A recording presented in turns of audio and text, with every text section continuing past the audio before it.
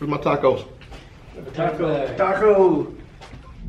What if a child dreamed of becoming something other than what society had intended? What if a child aspired to something greater? What's up, YouTube? It's Jake here with Visionary Training, and in the house here at Pro Nutrition, we have IFBB Pro Tricky Jackson. Tricky, thank you for being here. Thank you for taking time out of your day, out of your schedule to do this interview for us. My pleasure. So basically, I'm just going to open it up, let you kind of talk about your background, kind of how you got into training, how that transitioned into bodybuilding, and how you actually started competing. Okay, well, I started off competing. The very first competition I did was I went to college at Kentucky State University, and one of the sororities on campus had a bodybuilding competition. It was called the Mr. Green and Gold. They recruited some of the football players. I was one of the football players on the team at the time, and I competed in that competition. I actually won the competition, so I had the title, the prestigious title of Mr. Green and Gold at Kentucky State University. A couple of the other football players that were in the competition competed in the National Physique Committee, the NPC. They told me about it, and they said, man, you need to give it a try. And so my next competition was the I think at the time it was the Derby Extravaganza in Louisville, Kentucky, and I was 137 pounds soaking wet. There was no bantamweight class, and I placed 5th in the lightweight class and got a trophy, so I was very excited, and I've been competing ever since. So, so how many years would that put you right now that you've actually been like training? Do I have to tell you that on camera? No. No, I'm just playing. I've been competing now in the sport for 29 years. So this last 2 competitions I did, Chicago Pro and the Charlotte Pro, made my 29th year. My goal is to compete 30 years, which should be a record in the industry, and get that official in the Guinness Book of Records for the sport of bodybuilding. Sweet, sweet. So actually, I'm going to be able to put up a few clips right now of your posing style. So I want you to talk a little bit about how you kind of developed that type of posing style, and kind of what was the thought and of why you chose that style, and just dive into it. I've got a dance background. I was big into hip-hop dancing and break dancing when I was younger. I don't think I necessarily chose it in the beginning, but I do recall early on when I would look at some of the other people that were guest posing in the industry. There was a guy by the name of Russ Testo. Some of the younger athletes out there in the industry may not have heard of him, but this guy was not a professional bodybuilder. He basically got paid just to do posing routines at a lot of the events around the country. And I actually got an opportunity to see him do his posing routine at the first Arnold Classic that I ever went to. And the guys, I was amazed at what this guy did. It was art, and he incorporated a lot of dancing, moonwalking, robotics. And basically when he would perform, he told a story. And when I saw this guy, and he wasn't a big guy, he was probably about 175 pounds. And at that time, he was actually bigger than me. Yeah. But when I saw what he did, I said, that's what I want to do in the sport. That's what I can do. I said, I may not turn pro, I may not be Mr. Olympia, but I can put together choreographed, entertaining routines and go on the road with that. And I've been blessed that ever since seeing that, I actually got an opportunity to meet him and guest pose with him one year, and I've been pretty much doing that ever since. And I would say it's probably most likely how I made my name in the sport, based on my posing. Yeah, I think that's pretty cool, to have something that kind of makes you unique and sets you apart from everyone else, especially since like kind of fitness and bodybuilding especially has gotten a lot more popular than it used to be. Whenever the sport first started. Okay, so looking back, after all this experience that you've had and all this time, what's one piece of advice you would maybe give yourself, maybe even that, for beginners, or that first year of, your training, or whatever, whether it be something training wise, nutrition wise, your mindset, what's one piece of information you'd give yourself if you could go back? I think that if I had to go back, I believe it would probably be to start marketing and branding my name earlier in the sport. I think that I had accomplished a lot of things early in my career, some of the national titles that I had won, Junior USA's, Junior Nationals, USA's, and at that time I don't think I really capitalized on those wins and really marketed myself in the industry like I should have.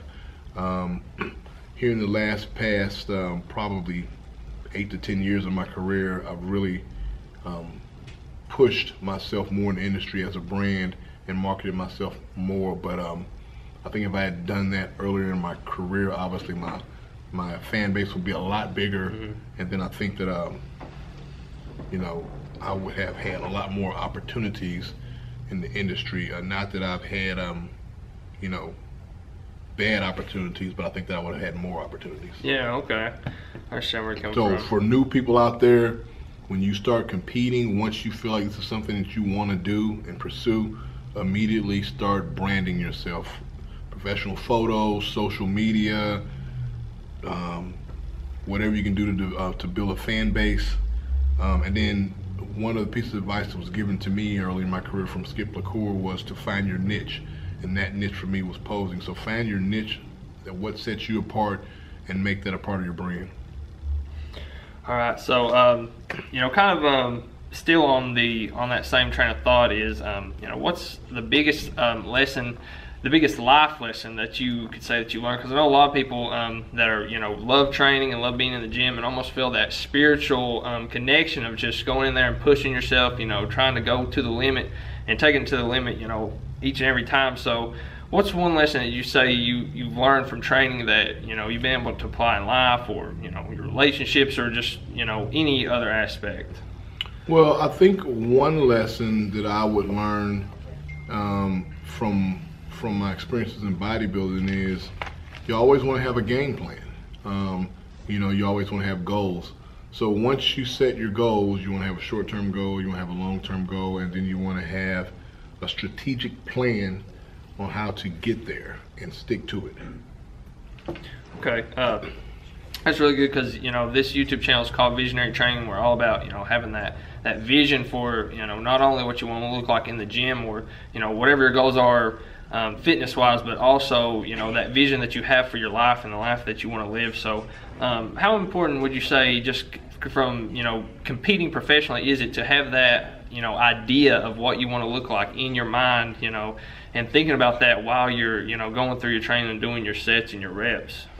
You know, it's an interesting question, because I would probably say early in my career, I never necessarily had a vision of what I wanted to look like. But what I did have was, I would always be aware of who I was competing against in various events, and I used it to motivate myself. So let's say, you know, when I was preparing for nationals, for example, I would go through magazines and I would cut out pictures of different athletes that had competed at the national event previous years that hadn't turned pro. Okay, this person might be at the show, this person might be at the show. And I would use that as motivation. I would look for their weak points, and I would try to make sure that those were strong points on my physique. So I don't think I ever necessarily had a vision of what I would look like, what I wanted to look like, but I always was aware of what I was up against, and I wanted to make sure that my physique was at a level that I would be competitive with those physiques. Okay. Now, I did have you know, bodybuilders before me that I admired, and I thought that I might be able to emulate their physique. Guys like Lee Labrada and Sean Ray are a couple that come to mind. You know, in that they weren't the biggest guys, but they were very complete. So, you know, that was one of the things that I always did strive for, was to make sure that I was complete, symmetrical, and conditioned, knowing that I would not be the biggest guy, and nor did I want to necessarily be the biggest guy, but I wanted to have a physique that people could look at and say, you know, this guy's got a great physique. I would like my physique to look like his, and that would probably be one of the things that I aspire to, would have a physique that people could look at, admire, and want to try to achieve and be motivated by. Okay. Well, it's been good talking to you. Before I get to the final question, I'm going to let you just talk about, you know, I know you have a upcoming show coming up. So you can just go ahead and, you know, say whatever you want to about it, about the coaching, your website, and all your social media links, and all this is going to be linked up in the description box below. I'm going to go ahead and let you, you know, just pretty much plug whatever you want to. Okay. So I've got a couple more things coming up. I will be at the Tampa Pro, working a booth there for hgh.com. I am in the process of looking for other opportunities for endorsing products, supplement lines. I also want to let you know that I am currently picking up new athletes as far as contest prep. I currently coach athletes all over the country, but normally after I get done with competition, I normally pick up about 3 to 5 more athletes. So you can reach out to me for that if you're interested in helping a professional in the sport. And then last but not least, coming up October the 8th, it is the 20th anniversary of the NPC Tricky Jackson Classic. We got David Henry coming in to guest pose, as well as be available for the athletes and the fans to talk to him. The first 212 or 202, I should say, Mr. Olympia. The guy always is peeled and ripped, so come out and definitely pick his brain and get some information. The new website is up, www.trickyjacksonclassic.com. All the registration information is on there. So if you have any questions or any problems, always feel free to email me at tricky6162@aol.com. And then I definitely want to thank Pro Nutrition for having me out here. I think we had a really good turnout today for the meet and greet. Signed a lot of pictures and gave out, and got an opportunity to talk to people about the sport and training and nutrition. We actually will be wrapping up here shortly, and we will be doing a posing seminar at Baptist Family Fitness here coming up in the next 30 minutes. So if you're still in the area, you can come out and check that out. And I want to thank Chris and Jonesy here that own Pro Nutrition, and I think that's about it. All right, so you know, guys, all those links are going to be down in the description box, so be sure to check that out. Well, thank you for this interview. And the last question is, what is something that you are grateful for in your life recently? Well, Jonesy and Chris just got me some tacos, so those are coming up here in a couple of minutes. So I'm grateful for that because I am hungry. It's the little things. It's the little things, man. But you know, here recently, I've actually the past 5 or 6 years, I have been coaching AAU basketball.